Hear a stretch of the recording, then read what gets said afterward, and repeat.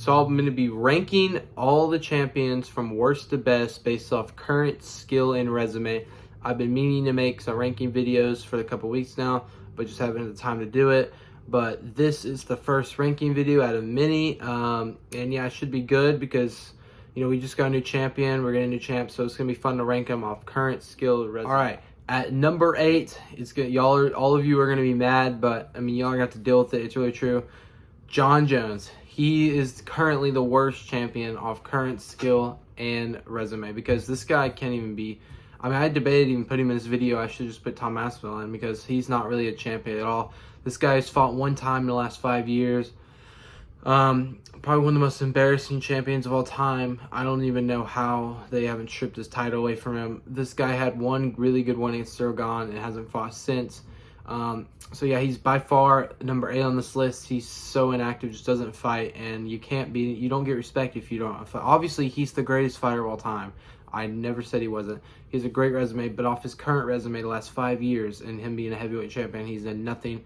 And yeah, he's by far number 8, and I don't even see how anyone debates that. He is the greatest of all time, and people get that mixed up with him being the greatest right now. He's not the greatest right now. He's definitely nowhere near that. Now, for the top 7, it is very hard to rank these because I don't think any of these guys are bad at all. They're all very skilled and got great resumes, and we have a really good generation of champions right now, so it was hard to rank all of them. But at number 7, we got Dricus du Plessis. You know, he just came off a great win against Israel Adesanya, who's the greatest striker and middleweight fighter of all time. He also has a great wins over like Sean Strickland, Robert Whittaker, Darren Till, wins like that. He's looking very good. Now, obviously, he has a very goofy style that I don't like at all, but if it works, it works. It seems to be working with that blitz that he does. I mean, it's been working. I mean, worked against Whittaker, worked against Izzy a lot. It's how we got Izzy to the ground to submit him. And his ground game's definitely improved too. So this guy's resume is getting really good. I mean, Izzy, Strickland, Robert, those are very good names to have on your resume. He beat all of them. He's on a big win streak. He's still undefeated in the UFC. This guy deserves a lot more respect than he's been getting, bro. Very good champion. But yeah, these champions are so good. It was hard to rank them. And so at number 6, we got, it was very surprising to put him here for me. I mean, the sky's the limit for him. He's the future UFC. But we got Ilia Topuria. The sky's the limit for this guy. I mean, he's so skilled. I don't know how he mixes it up the way he does with his boxing combinations, but the reason he's put so low is because his resume is not as good as the others. But it's getting there. He's undefeated, never lost, but he has a really good win over Volk, knocking him out. And then, of course, he absolutely mauled Josh Emmett and even submitted Bryce Mitchell. So not only is he extremely great at boxing, he has a very good grappling game, especially in judo. So this guy, who's going to beat him? Like, this guy's literally going to be the champion until he retires. There's no one that's going to even give him it. Really, Max Holloway's his only threat, and I don't see him losing to Max Holloway, but it'll be a good fight. But yeah, no one's beating Ilia. He's definitely going to skyrocket on his list pretty soon as the fights go on. But yeah, right now, his resume just isn't what the other fighters are, but skill-wise, he's definitely top 3. So this guy, sky's the limit. Then at number 5, we got none other than Merab Dvalishvili, the most recent champion to be on this list. He just absolutely mauled Sean O'Malley in dramatic fashion, exactly the way I predicted it would go, but none of y'all listen to me. I was a casualty then apparently, but now I'm not. But anyways, yeah, he's very well-rounded. He's got the best cardio of all time, very good pressure pace wrestling, and yeah, he just looks almost unbeatable. But yeah, he proved he was very well-rounded. He can handle like the IQ narratives that he had a bad IQ, that he would just blitz and get knocked out. He had very good IQ. He managed to not blitz in recklessly, and he dominated Sugar because that was his only chance of him losing if Sugar could catch him. He never did that. So yeah, he also has a very good resume. This guy he's now beaten Sean O'Malley. He mauled Peter Yan. He mauled Henry Cejudo, 2 legends right there. He beat Miles Morales. He's got lots of other good wins. He's on a big win streak right now. I mean, this guy's already arguably the bandwagon GOAT. Not there yet. I think he's top 3 though. This guy's got a great resume. And I'm interested to see how his fight with Umar goes. Yeah, but this guy is insanely good. Sky's the limit for him too. He's very well-rounded. And if you're well-rounded, you're pretty much better in my book. But yeah, I have him number 5. At number 4, we got Belal Muhammad. This guy is as close as you can get to a perfect fighter. He has very excellent, like, S-tier pace pressure to be right in your face. And you know what's underrated? This is the most slept on, underrated champion of all time. People do not give him the credit that he deserves.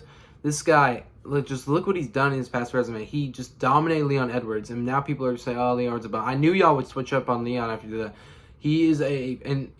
People are calling him a bum now. He's a great striker. He has great takedown defense, a little overrated, but not. And he had wins over Usman twice, and people like Colby Covington and Nate Diaz and all that.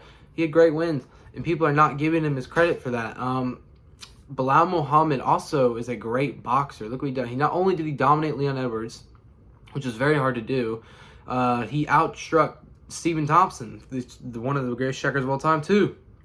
He dominated Gilbert Burns, and people just make narrative, well, he had one arm. Well, that's what happens in fights. You get injured. So, don't know what excuse you're trying to make there. Absolutely dominated him in one-sided fashion. Absolutely dominated Vicente Luque. I mean, there's really just no one on his level. He's almost a perfect fighter because the way he's pressure and pace, he's always on the gas pedal. It doesn't let up. He's just a great boxer. He's outboxed everyone, and he outgrapples you too. Like, people just get overwhelmed by his pressure and pace, and they don't know what to do because he never lets the gas pedal stop. He's always on you for 5 rounds. And Shavkat has almost zero chance against him, but that is into another video. People think his really only threat is Usman. So if I were him, I would avoid him. But yeah, Belal Muhammad is probably going to end up being number 1 or 2 on this list soon.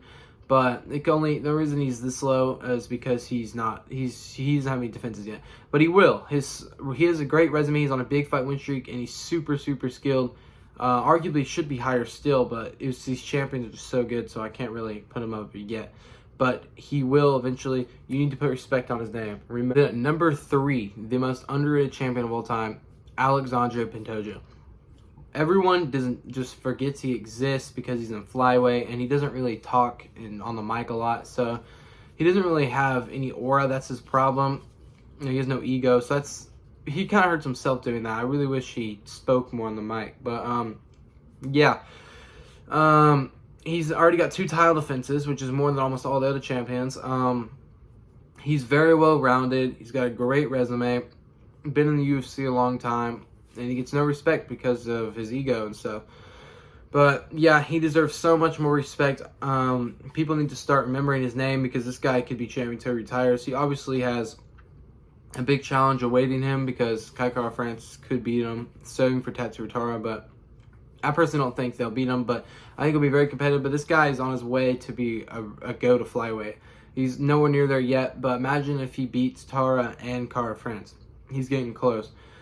So, he's a very good wrestler. He's got decent striking, but people just forget he's there. Literally, UFC has him like number 13 pound for pound. That's absolutely ridiculous. This guy should be top 3. I have him number 3 on my pound for pound list.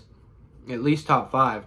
People just forget about him because he has no ego, but y'all gotta remember the name. People in this video forgot who he was. Well, I told you who he was. Remember him.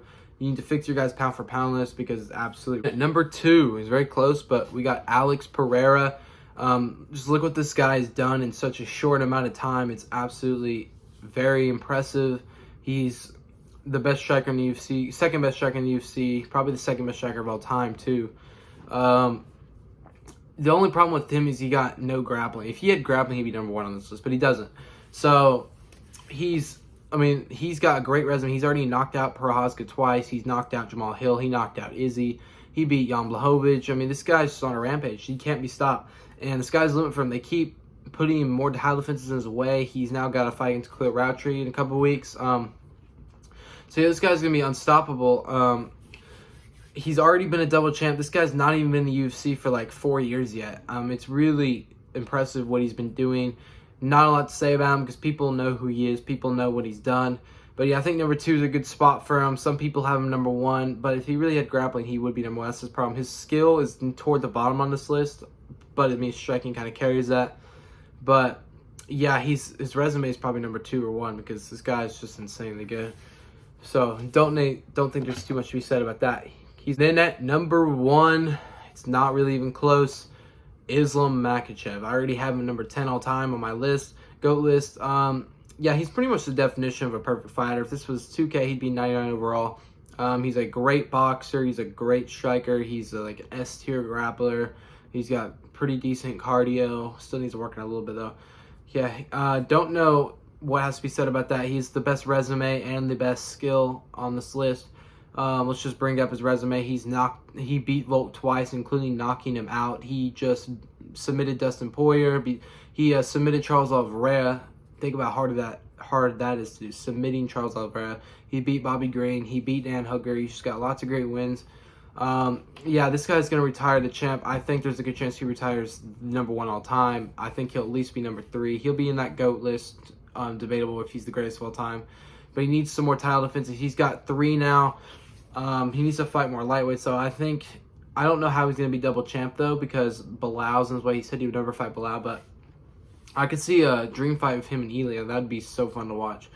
But yeah, Islam's pretty much the definition of a perfect fighter. And I don't like to say that because every fighter has a weakness. But yeah, Islam's clearly #1 on this list. He's #1 pound for pound. It's not really close. And he pretty much just runs the UFC right now. No one's beating him. No one's on his level. He's already lapped his division, wiped him out. No one loves for him except Arman Tsarukyan. And once he beats Arman, I mean, what's next for him? It's going to be interesting to see what's next for him because, I mean, he's really nothing left for him. He might retire just in now, or he might go up weight, go down weight. Very interested to see what happens, but yeah, it's not even close. So that was my list of ranking champions off skill and resume 1 through 8 currently. Make sure y'all like and subscribe this video. And yeah, be posting soon, probably next Wednesday.